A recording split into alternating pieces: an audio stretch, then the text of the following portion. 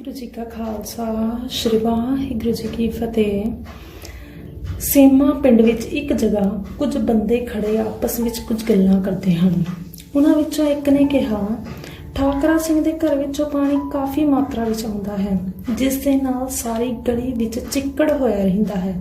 ਰਸਤਾ ਬੰਦ ਹੋ ਕੇ ਰਹਿ ਗਿਆ ਹੈ। ਇਸ ਦੇ ਜਵਾਬ ਵਿੱਚ ਦੂਜੇ ਨੇ ਉੱਤਰ ਦਿੱਤਾ ਕਿ ਇਹ ਪਾਣੀ 2-4 ਦਿਨਾਂ ਦਾ ਨਹੀਂ, ਇਸ ਨੂੰ ਡੁੱਲਦੇ ਤਾਂ 1.5 ਸਾਲ ਬੀਤ ਗਿਆ ਹੈ। ਇੱਕ ਹੋਰ ਹੀ ਪਾਸ ਖੜਾ ਹੈਰਾਨ ਜਿਹਾ ਹੋ ਕੇ ਬੋਲਿਆ, ਇਹ ਇੰਨਾ ਪਾਣੀ ਕਿਉਂ ਡੋਲਦੇ ਹਨ? ਪਾਣੀ ਦੀ ਪਹਿਲਾਂ ਹੀ ਬਹੁਤ ਕਮੀ ਹੈ। 8 ਦਿਨਾਂ ਪਿੱਛੋਂ ਮਹਿਰਾ ਖੂਹ ਤੋਂ ਪਾਣੀ ਭਰਦਾ ਹੈ, ਫਿਰ ਕਿਤੇ ਜਾ ਕੇ ਸਾਰੇ ਪਿੰਡ ਵਿੱਚ ਪੀਣ ਵਾਸਤੇ ਮੁਸ਼ਕਲ ਨਾਲ ਮਿਲਦਾ ਹੈ। ਇਹ ਪਾਣੀ ਦੀ ਕਦਰ ਨਹੀਂ ਕਰਦੇ, ਐਵੇਂ ਵਿਅਰਥ ਗਵਾਈ ਜਾਂਦੇ ਹਨ। ਪਹਿਲਾ ਆਦਮੀ ਫਿਰ ਉੱਤਰ ਵਿੱਚ ਆਖਦਾ ਹੈ ਕਿ ਠਾਕਰਾ ਸਿੰਘ ਦੀ ਪਤਨੀ ਆਪਣੇ ਹੱਥੀਂ ਦਿਨ ਵਿੱਚ ਅਨੇਕਾਂ ਵਾਰ ਟੋਪੇ ਤੋਂ ਪਾਣੀ ਭਰ ਕੇ ਲਿਆਉਂਦੀ ਹੈ। ਪਹਿਲਾ ਫਿਰ ਕਹਿੰਦਾ ਹੈ ਕਿ ਮੈਂ ਕਿਸੇ ਪਾਸੋਂ ਸੁਣਿਆ ਹੈ ਕਿ ਇਹਨਾਂ ਦੇ ਚੁਬਾਰੇ ਵਿੱਚ ਕੋਈ ਸੰਤ ਰਹਿੰਦੇ ਹਨ, ਉਹ ਸਾਰਾ ਦਿਨ ਪਾਣੀ ਵਰਤੋਂ ਵਿੱਚ ਲਿਆਉਂਦੇ ਹਨ। ਦੂਜਾ ਹੈਰਾਨ ਹੋ ਕੇ ਪੁੱਛਦਾ ਹੈ ਕਿ ਉਹ ਇੰਨਾ ਪਾਣੀ ਕਿਸ ਲਈ ਵਰਤਦੇ ਹਨ। ਤੀਜਾ ਕਹਿੰਦਾ ਹੈ ਬਈ ਉਹ ਮੂੰਹ ਧੋਣ ਲਈ ਹੀ ਘੜਿਆਂ ਦੇ ਘੜੇ ਮੁੱਧੇ ਕਰ ਦਿੰਦੇ ਹਨ, ਤਾਂ ਹੀ ਗਲੀ ਵਿੱਚ ਸਾਰੇ ਪਾਣੀ ਖਲੋਤਾ ਹੈ। ਤੀਜੇ ਨੇ ਸੁਭਾਵਕ ਹੀ ਕਹਿ ਦਿੱਤਾ। ਫਿਰ ਉਹਨਾਂ ਵਿੱਚ ਸਵਾਲ ਉੱਠਦਾ ਹੈ ਕਿ ਇਹ ਸੰਤ ਕੌਣ ਹਨ ਤੇ ਕਿੱਥੋਂ ਆਏ ਹਨ। ਤੀਜਾ ਬੰਦਾ ਕਹਿੰਦਾ ਹੈ, ਠਾਕਰਾ ਸਿੰਘ ਹੈ ਤਾਂ ਪਹਿਲਾਂ ਤੋਂ ਹੀ ਸੰਤ ਮਹਾਤਮਾ ਦੀ ਸੰਗਤ ਕਰਨ ਵਾਲਾ, ਕਿਉਂਕਿ ਪਹਿਲਾਂ ਵੀ ਇਹ ਸੰਤ ਬ੍ਰਹਮਦਾਸ ਜੀ ਦੀ ਸੇਵਾ ਕਰਦਾ ਸੀ ਤੇ ਇਸ ਚੁਬਾਰੇ ਵਿੱਚ ਹੀ ਉਸਨੇ ਚੋਲਾ ਛੱਡਿਆ ਸੀ। ਥੋੜੀ ਦੇਰ ਬਾਅਦ ਹੀ ਇੱਕ ਹੋਰ ਇਹਨਾਂ ਦਾ ਸੰਗੀ ਬਣ ਗਿਆ। ਆ ਕੇ ਪੁੱਛਣ ਲੱਗਾ ਕਿ ਕੀ ਗੱਲਾਂ ਕਰਦੇ ਪਏ ਹੋ? ਸੁੱਖ ਤਾਂ ਹੈ? ਤਿੰਨੇ ਹੀ ਕਹਿਣ ਲੱਗੇ, ਆ ਕੇ ਨੇੜੇ ਤੂੰ ਵੀ ਸੁਣ ਲੈ। ਇੱਕ ਨੇ ਵਾਰਤਾ ਸ਼ੁਰੂ ਕੀਤੀ, ਠਾਕਰਾ ਸਿੰਘ ਦੇ ਘਰ ਕੋਈ ਸੰਤ ਆਇਆ ਹੈ ਤੇ ਰਹਿੰਦਾ ਉਸ ਦੇ ਚੁਬਾਰੇ ਵਿੱਚ ਹੈ, ਜਿੱਥੇ ਪਹਿਲਾਂ ਸੰਤ ਬ੍ਰਹਮਦਾਸ ਰਹਿੰਦਾ ਸੀ। ਨਵੇਂ ਆਉਣ ਵਾਲੇ ਮਨੁੱਖ ਨੇ ਅਚਾਨਕ ਹੀ ਉਸ ਦੀ ਗੱਲ ਵਿੱਚੋਂ ਕੱਟ ਕੇ ਕਹਿ ਦਿੱਤਾ, ਫਿਰ ਉਸ ਦੇ ਉੱਪਰ ਤੁਹਾਨੂੰ ਕੀ ਇਤਰਾਜ਼ ਹੈ? ਤਾਂ ਪਹਿਲਾਂ ਖੜੇ ਬੰਦਿਆਂ ਨੇ ਕਿਹਾ ਕਿ ਉਹ ਬਹੁਤ ਪਾਣੀ ਡੋਲਦਾ ਹੈ, ਜਿਸ ਕਰਕੇ ਸਾਰੀ ਗਲੀ ਚਿੱਕੜ ਨਾਲ ਭਰੀ ਰਹਿੰਦੀ ਹੈ। ਨਵੇਂ ਆਉਣ ਵਾਲੇ ਨੇ ਕਿਹਾ ਕਿ ਮੈਨੂੰ ਵੀ ਥੋੜੀ ਬਹੁਤੀ ਜਾਣਕਾਰੀ ਇਹਨਾਂ ਬਾਰੇ ਮਿਲੀ ਹੈ ਕਿ ਸੰਤ ਪਹਿਲਾਂ ਸਿਰੀਏ ਵਾਲੇ ਪਿੰਡ ਰਹਿ ਕੇ ਆਏ ਹਨ। ਉੱਥੇ ਆਪਣੇ ਪਿੰਡ ਦੇ ਨੰਬਰਦਾਰ ਦੇਵਾ ਸਿੰਘ ਦੇ ਸਹੁਰੇ ਹਨ। ਇਹਨਾਂ ਸੰਤਾਂ ਨੂੰ ਨੰਬਰਦਾਰ ਹੀ ਲੈ ਕੇ ਆਇਆ ਹੈ। ਉਸਨੇ ਠਾਕਰਾ ਸਿੰਘ ਨੂੰ ਕਹਿ ਕੇ ਇੱਥੇ ਉਤਾਰਾ ਰੱਖ ਦਿੱਤਾ ਹੈ। ਜਿਸ ਤਰ੍ਹਾਂ ਸੰਤ ਬ੍ਰਹਮਦਾਸ ਸ਼ਕਤੀ ਵਾਲਾ ਸੀ, ਇਹ ਸੰਤ ਵੀ ਉਸੇ ਵਰਗੇ ਹਨ, ਜਾਂ ਹੋ ਸਕਦਾ ਹੈ ਉਸ ਤੋਂ ਵੱਧ ਹੀ ਹੋਣ। ਇਹ ਪਰਮਾਤਮਾ ਜਾਣੇ ਜਾਂ ਇਹ ਆਪ ਜਾਣਨ। ਪਹਿਲਾ ਆਦਮੀ ਫਿਰ ਹੈਰਾਨ ਹੋ ਕੇ ਪੁੱਛਦਾ ਹੈ ਕਿ ਇਹ ਗੱਲ ਹੈ? ਤਾਂ ਨਵੇਂ ਆਦਮੀ ਨੇ ਉੱਤਰ ਦਿੱਤਾ ਕਿ ਇਸ ਬਾਰੇ ਤੁਸੀਂ ਸੋਚੋ। ਠਾਕਰਾ ਸਿੰਘ ਨੂੰ ਤਾਂ ਆਪਾਂ ਸਾਰੇ ਹੀ ਜਾਣਦੇ ਹਾਂ।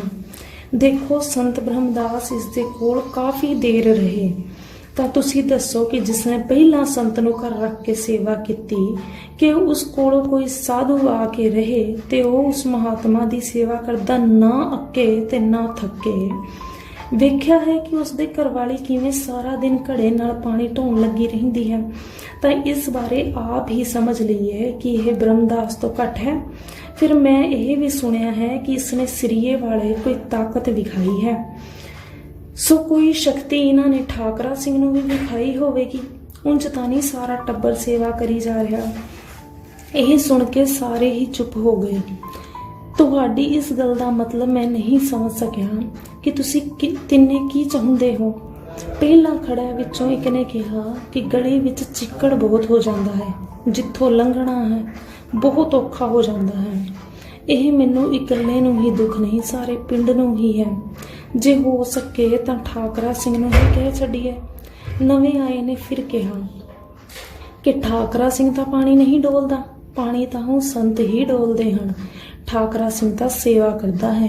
ਜਿਤਨੀ ਦੇਰ ਇਹ ਸੰਤ ਇੱਥੇ ਰਹਿਣਗੇ, ਪਾਣੀ ਡੁੱਲਦਾ ਹੀ ਰਹੇਗਾ। ਸੰਤਾਂ ਨੂੰ ਕੁਝ ਕਹਿਣਾ ਠੀਕ ਨਹੀਂ।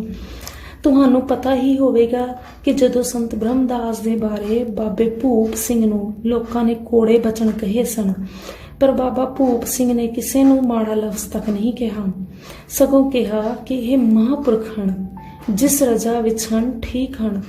ਜਿਨ੍ਹਾਂ ਨੇ ਭੂਪ ਸਿੰਘ ਨੂੰ ਉਕਸਾਉਣ ਦੀ ਕੋਸ਼ਿਸ਼ ਕੀਤੀ ਸੀ, ਉਹਨਾਂ ਵਿੱਚੋਂ ਹਕੂਮਤ ਸਿੰਘ ਨਾਮ ਦੇ ਬੰਦੇ ਨੇ ਕਿਹਾ ਕਿ ਹੁਣ ਬਾਬੇ ਨੇ ਨਹੀਂ ਮੰਨਣਾ, ਨਹੀਂ ਤਾਂ ਆਪਾਂ ਬ੍ਰਹਮਦਾਸ ਨੂੰ ਹੁਣੇ ਹੀ ਸਬਕ ਸਿਖਾ ਦਿੰਦੇ, ਸਾਧੂ ਮਨਾਈਆਂ ਕਰਨੋਂ ਹਟ ਜਾਵੇਗਾ। ਸੰਤ ਬ੍ਰਹਮਦਾਸ ਨੇ ਬਾਹਰ ਇੱਕ ਝੌਂਪੜੀ ਬਣਾਈ ਹੋਈ ਸੀ, ਉਸ ਵਿੱਚ ਬੈਠ ਕੇ ਪ੍ਰਭੂ ਦਾ ਸਿਮਰਨ ਕਰਦੇ ਸਨ। ਹਕੂਮਤ ਸਿੰਘ ਉਸ ਝੁੱਗੀ ਦੇ ਰਸਤੇ ਵਿੱਚ ਆਪਣੀ ਬੰਦੂਕ ਲੈ ਕੇ ਬੈਠ ਗਿਆ, ਕਿਉਂ ਜੋ ਸੰਤ ਵਾਪਸ ਆਏ ਤਾਂ ਗੋਲੀ ਮਾਰ ਕੇ ਉਹਨਾਂ ਦਾ ਅੰਤ ਕਰ ਦਿਆਂਗਾ। ਜਦੋਂ ਸੰਤ ਝੁੱਗੀ ਵਿੱਚੋਂ ਨਿਕਲ ਕੇ ਪਿੰਡ ਵੱਲ ਮੁੜੇ ਤਾਂ ਹਕੂਮਤ ਸਿੰਘ ਗੋਲੀ ਚਲਾਉਣ ਲੱਗਾ ਸੀ ਤਾਂ ਉਸਨੂੰ ਨਜ਼ਰੀ ਆਉਣਾ ਬੰਦ ਹੋ ਗਿਆ। ਉਸਨੇ ਬੰਦੂਕ ਰੱਖ ਦਿੱਤੀ ਤਾਂ ਨਜ਼ਰ ਠੀਕ ਹੋ ਗਈ। ਇਹ ਕੌਤਕ 3 ਵਾਰ ਵਰਤਿਆ। ਇੰਨੇ ਸਮੇਂ ਵਿੱਚ ਸੰਤ ਜੀ ਵੀ ਨੇੜੇ ਪਹੁੰਚ ਗਏ। ਉਸਨੂੰ ਖੜਾ ਵੇਖ ਕੇ ਕਹਿਣ ਲੱਗੇ, ਤੈਨੂੰ ਤਾਂ ਸਾਡੇ ਉੱਪਰ ਝੂਠੇ ਇਲਜ਼ਾਮ ਲਾ ਕੇ ਸਬਰ ਨਾ ਆਇਆ, ਗੋਲੀ ਮਾਰਨ ਲਈ ਵੀ ਤਿਆਰ ਹੋ ਗਿਆ। ਤੇਰਾ ਨਿਸ਼ਾਨਾ ਤਾਂ 3 ਵਾਰ ਠੀਕ ਨਹੀਂ ਆਇਆ, ਪਰ ਸਾਡਾ ਛੱਡਿਆ ਹੋਇਆ ਤੀਰ ਬਿਰਥ ਨਹੀਂ ਜਾਣਾ। ਤੂੰ ਨਿਰਵੈਰਾਂ ਨਾਲ ਵੈਰ ਕਮਾਉਂਦਾ ਏ, ਸਾਡੀ ਜਾਨ ਲੈਣ ਤੋਂ ਵੀ ਸੰਕੋਚ ਨਹੀਂ ਕਰਦਾ। ਤਾਂ ਫਿਰ ਸੰਤਾਂ ਨੇ ਬਾਣੀ ਦੀਆਂ ਇਹ 3 ਪੰਕਤੀਆਂ 3 ਵਾਰ ਪੜ੍ਹੀਆਂ। ਅਬ ਜਨ ਉੱਪਰ ਕੋ ਨਾ ਪੁਕਾਰੈ, ਪੁਕਾਰਨ ਕੋ ਜੋ ਉਦਮ ਕਰਤ, ਗੁਰ ਪਰਮੇਸ਼ਰ ਤਾਂ ਕੋ ਮਾਰੈ। ਫਿਰ ਬੋਲੇ, ਜਾ ਕੇ ਆਪ ਦੇ ਨਾਮ ਦਾ ਕੋਈ ਰੁੱਖ ਲਗਾ ਦੇਵੀਂ, ਤੇਰੀ ਯਾਦ ਰਹੇਗੀ, ਬਾਕੀ ਕੁਝ ਨਹੀਂ ਰਹਿਣਾ। ਉਸ ਨਿਰਦਈ ਹਕੂਮਤ ਸਿੰਘ ਦੀ ਨਿਸ਼ਾਨੀ ਬੋਹੜ ਦਾ ਰੁੱਖ ਹੀ ਚੈਨੀ ਵਾਲਾ ਛੱਪੜ ਸੇਮਾ ਦੇ ਕਿਨਾਰੇ ਖੜਾ ਹੈ, ਹੋਰ ਕੁਝ ਨਹੀਂ ਇਸ ਸੰਸਾਰ ਵਿੱਚ। ਕਿਧਰੇ ਆਪਣੇ ਨਾਲ ਵੀ ਉਹ ਹਕੂਮਤ ਸਿੰਘ ਵਾਲੀ ਦਸ਼ਾ ਹੋ ਜਾਵੇ, ਵਿਚਾਰ ਕਰਕੇ ਦੇਖ ਲਵੋ। ਜੋ ਅੱਗੇ ਤੁਹਾਨੂੰ ਸਮਝ ਵਿੱਚ ਆਉਂਦਾ ਹੈ ਕਰ ਲਵੋ। ਇਤਨੀ ਵਿਥਿਆ ਸੁਣਾ ਕੇ ਨਵਾਂ ਆਉਣ ਵਾਲਾ ਤਾਂ ਚਲਾ ਗਿਆ। ਪਹਿਲੇ 3 ਆਦਮੀ ਖੜੇ ਸੋਚਾਂ ਵਿੱਚ ਪੈ ਗਏ, ਬਿਨਾਂ ਕੁਝ ਜੋਖਮ ਉਠਾਉਣ ਦੇ ਉੱਥੋਂ ਆਪਣੇ ਘਰਾਂ ਨੂੰ ਚਲੇ ਗਏ। ਸ਼੍ਰੀ ਵਾਹਿਗੁਰੂ ਜੀ ਕਾ ਖਾਲਸਾ, ਸ਼੍ਰੀ ਵਾਹਿਗੁਰੂ ਜੀ ਕੀ ਫਤਿਹ।